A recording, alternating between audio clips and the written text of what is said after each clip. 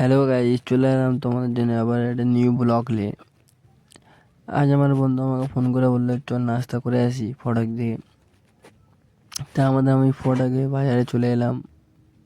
চলে এসে নাস্তা পানি করবো ভাবছিলাম, তাই একটা দোকানে চলে এসেছি। ভালো নাস্তা পাই তাই দোকান নাস্তা করছিলাম। তার নাস্তা করার সময় একটু কারকে যা प्यारी समझ गई। তাই ছেলেটা বুঝতে পেরে গেছিলাম আমি ভিডিও করছি। তাই ছেলে আইলে আমি কিছু করে জিজ্ঞাসা করবো। ठीक है ना, तेरा नाम क्या है? इधर देख के बोल, क्या नाम है? सद्दाम हुसैन। कहाँ पर रहते थे? झारखंड पे। झारखंड। हाँ, कितना साल से काम कर रहा है? 2 साल से। ठीक है। তা আমরা নাস্তা করে সন্ধ্যার নাস্তা করে বেরিয়ে পড়েছি। তা আমার বন্ধু বলছো চা খাবো, তাই বন্ধু আমার বললো চ আমি চা খাবো না, এখন ফুচকা খেয়ে খাবো। তাই আমি একটা ভালো ফুচকা দোকান চিনি পাশের দিকে, তাই বেরিয়ে পড়লাম ওখান থেকে। তাই ফুচকা দেখে সেখানে প্রচুর লাইন আছে, তাই আমরা লাইনে দিয়ে পড়লাম।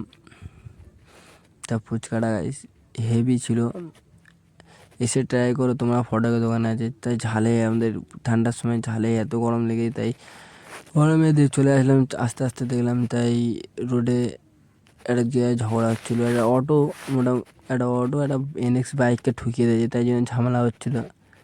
তা আমরা ওইসব বাদ দিয়ে চলে এলাম সেই বাবাটির কাছে যেখানে পয়লা এসেছিলাম। তাই আমরা চা পানি খেয়ে কফি খেয়ে বেরিয়ে পড়লাম। দেখো কফির গ্লাসটা হেভি সুন্দর, কফি খেয়ে ট্রাই করবে।